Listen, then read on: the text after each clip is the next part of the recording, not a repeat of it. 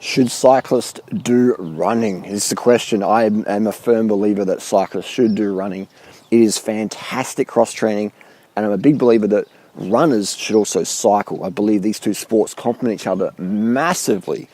And I base that on my 20 years of bike racing, being really fit for the last 20 years, which cycling makes you fit. Let's be honest. Cycling makes you fit because it's low impact and can generate a lot of mitochondrial stimulus through some high volume and high intensity without totally cooking your legs. So the bike is one of the best forms of training on the planet. I'd say it's the best. It's just incredible. And any cyclist knows what I'm talking about. Only a cyclist knows the feeling, what it's like to do a 100 or 200 or 300 mile ride and wake up next day and your legs, you might feel a bit fatigued, but they're not sore.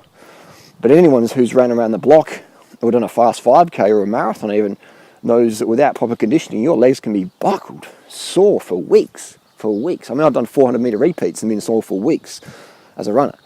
So cycling, you can do 400-meter repeats as a cyclist. You're not going to have that same muscle soreness as you're going to get as a runner. So cyclists should definitely run, and runners should definitely cycle. And I'm going to let you know why in this video. So we have Natasha featuring heavily in this video because people like to see fit bodies. And Natasha's a great example. She was a runner, and she got injured. And so she got over into cycling, but she maintained her fitness. Actually, her fitness went up, and she maintained the physique. And every woman, every guy wants to have that fit, lean, fitness physique. Everyone does. If you don't want it, it's because you don't believe you can get it. But everyone wants it. And cycling, running, high-carb, vegan lifestyle. You hear me promote high-carb, vegan lifestyle a lot. That really helps massively. We'll get into diet later on. I'm just out on a walk at the moment. Sunrise is just coming up. I'm here in Adelaide, Australia. You might hear the magpies in the background. Anyway, so let's get to it. Cycling is fantastic for cardio, but it doesn't build the bone density that running will. So running is a great cross-training tool. The thing is, the danger is that cyclists who have fitness will go into running and go, yeah, I'm gonna go run for an hour. I'm gonna go run for 5K, but I haven't run for months or years. And they come home and they're sore, or they're iggly, or they get an injury. I mean, I've known people to go and do a 10K run, and have to have knee surgery afterwards because they just went too far. Their body wasn't designed, the body wasn't used to the impact of running. So the knee cartilage and that just suffered massively. So you want to make sure that you ease into it. There's a good program on the internet, it's free, it's called Couch to 5K. That's a good way to get into running. It's a good way to get into running as a cyclist. Doesn't matter how fit you are. You can be Tour de France level.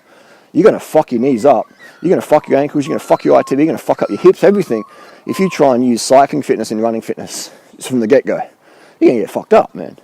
So you want to ease into it. I'd say at least 30 seconds a day. Just start with 30 seconds a day jogging, and every week add 10 seconds or a 30-second block. Depends how light you are. If you're a bit heavier, add 10 seconds. If you're lightweight, then you can have 30 seconds. And then after 2 weeks, you're doing a minute a day.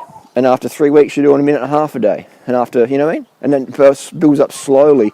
And that allows all the joints, the bone density, all these things to increase slowly and to decrease that chance of getting injury. Because let's be honest, being injured sucks, man. I've had injuries. I've had injuries that have taken me off the bike for a long time. And it sucks, man. So I do everything I can these days to stay in tip-top shape. And that means for me training smarter versus harder. And at age 40... man, I am fucking fit. I will say it, and I'm proud of that because there's not many people my age who are this fit. And that's just because I've been consistent. And I follow a template that actually works. And that's called train smarter versus train harder. And part of that is cross-training. Cross-training is good, keeps things fresh. When it's too cold, like this morning it's quite cold. It's probably about 8 degrees Celsius. And there's guys who went out on the bike this morning. But I'm like, I'll go later in the day because I've got the lifestyle I can do that. But if, let's say I had to go to work or something like that, or I do go to work, this is work, but let's say I had to do a 9 to 5 job, or drop the kids off at school or whatever, I'd wake up before everyone else did and I'd go for a run. Because it doesn't matter how cold it is, unless you're in Canada or Alaska in the middle of winter, most of the time it's not too cold to run. You can put on a beanie, put on some gloves and go and run for 10 minutes. And a 10-minute jog will give you profound benefits. But make sure you have the leg fitness to be able to do that. And when I say leg fitness, I mean that your legs, your bones are conditioned for it. So if you haven't run for 10 minutes in one session for longer than 2 weeks, then don't do a 10-minute run because you're going to be too sore. Maybe you'll pull up an Achilles injury. I mean, the amount of runners I know with Achilles injuries, oh my God. Even snapping the Achilles tendon off the bone, it coils up like a little hot cross bun in the back of your calf. And that is fucked, man. That's a fucked. You just get sewed back onto the bone, the tendons down there. So you want to ease into it. If you haven't run for 10 minutes in one hit, then in the last 2 weeks, then don't do that. You know, the max should be 2 minutes, man. The 2 minutes is max you should run if you haven't run for a couple of weeks. And just slowly ease into it over the next few days and weeks, you know. Otherwise, you're going to get that injury. And here's another thing. You see people walking around in those moon boots because they got a stress fracture because they did too much too soon. Don't be one of them. You know, if you have pain, do not train. Okay? If you have pain, do not train. Do something else. Go for a swim. Do some stretching. Just catch up on other work. You know, there's always something you can do instead of training or training that certain body part. If you have pain, do not train. Do something else, or you will get injured. This is not question for. This is not up for debate. This is not up for debate. You know, I've been trained with thousands of athletes, you know, the last 20 years being a full-time cycling nut. Runners and cyclists and swimmers and gym people and all sorts of people. You know, fitness is my lifestyle. Fitness is my life. I live to be fit. I'm fit to live. And I've seen it all, man. I've seen it all. And I'm going to continue to see even more and more and more. I've seen gun-level athletes, Tour de France level cyclists. I've seen the Olympic-level marathon runners. All these people getting injured and destroying their careers from doing too much. I mean, cycling is pretty hard to overtrain the joints, but it's still possible. It's still definitely possible. But runners, man, they're horrific. The spiral fractures in the shins and the moon boots. I've seen double moon boots. I've seen people have double moon boots and fall over and break an arm because they had such a low body weight and osteopenia because not eating enough and overtraining. And doing too much caffeine and cortisones and stuff like that. So I've seen it all. And you want to really respect your body. You know, you want to abuse your competition. And if you want to abuse something, abuse your competition up the hills in terms of not abuse, vocal abuse. I mean, as in physical abuse, that you just smash them. You know, that's sort of fun. It's banter. It's good. But everyone gets fitter. No one gets hurt. So you never want to abuse your body. A lot of people come to running or cycling. They have some eating issues or body issues or control issues or whatever, and that's fine. We can all relate to that to some degree.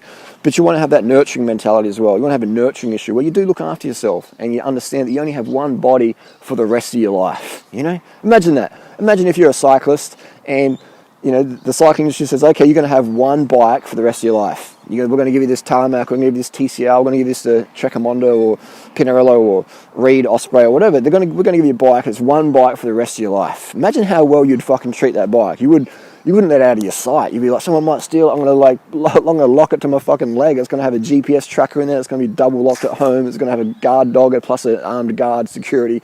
You're going to have everything. So, but what we do, we often treat our bikes better than our bodies. You know, we often treat our bikes better than our bodies. We skimp on food to save money to buy bling stuff. Doesn't really matter that much. Like, organic pasta, you know, it's extra 50 cents. No, fuck that. Just, you know, save up and buy Di2 Durace or a pair of lightweights or just stuff that doesn't really make a difference, really.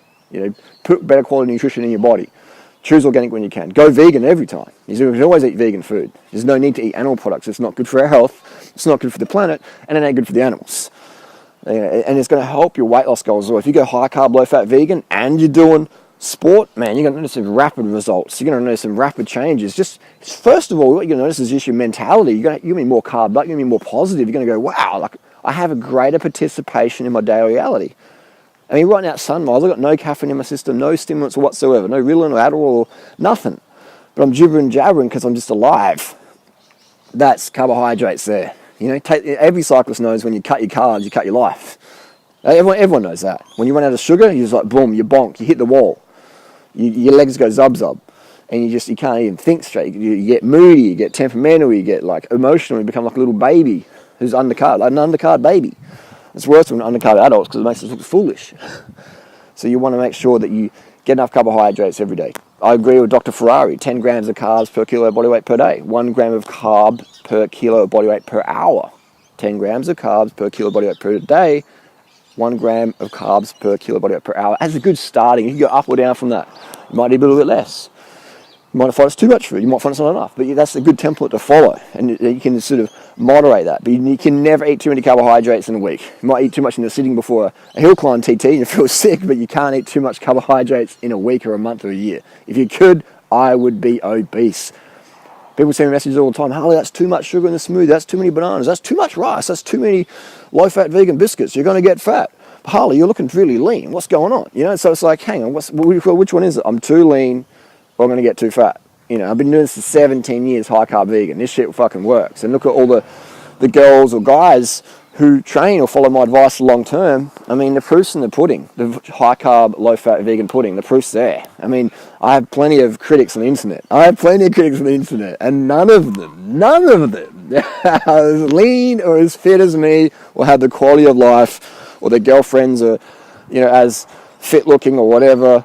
You know, and I like to boast and brag, but that's just the reality, man. That's just the truth. So people say, what about this, what about that? And I'm like, look at the results. Look at them, look at their wife, look at their husband, look at their kids. Are they getting the results that you want? If not, then I wouldn't take their advice, you know. And look at their lifestyle, I should say. You know, I love having this freedom lifestyle. I can wake up every day and do what the fuck I want to do. And part of that is having energy, Part of that's having energy so you can make the right choices in life. So carbohydrates is what you want to do, what you want to have. So people are doing this running overtraining because they want to be lean. Man, you can cut your running training in half. And this is going to blow some people's mind. You can cut your running training in half and still have the fitness you got now. You can have better fitness. I run maybe 5 to 10 Ks a week. Follow me on Strava. You look at my running time, sub 17 for 5K, easily. Effortlessly, sub 17:30 any day of the year, at least. And that's just from eating high carb, having that high blood volume from the carbohydrates, the red blood cells. They get boosted with carbohydrate intake. They'll do vitamin B12, make sure my diet's high in iron, which is really easy to get as a vegan, a lot of plant foods. That's where the cows get their iron from. You don't need to eat meat for iron. And so all these things that just really, really help and benefit the plant-based lifestyle, the vegan lifestyle. But running is great for cycling. Cycling is great for running. I've gone to the end of this video. I didn't know I was going to speak for that long. If you do have any questions, I mean, I could speak for 20 hours straight probably about this topic. If you do have any questions about how to get into running or cycling, hit us down below. I do have a great ebook called Carb the Fuck Up, and I've got another one called Doing Rider's Lean Body Bible. The latter one's a cycling one. So those from doingrider.com, the best training advice you're going to get from all the masters, the people I've learned from, you know, and the lifted ideas from and learnt from and stuff like that. So consolidated and summarized in those 2 ebooks. I recommend get them, study them, read them again and again, and they are going to be some fantastic advice there. But if you have any questions, hit us up in the comments section below. Thanks for watching.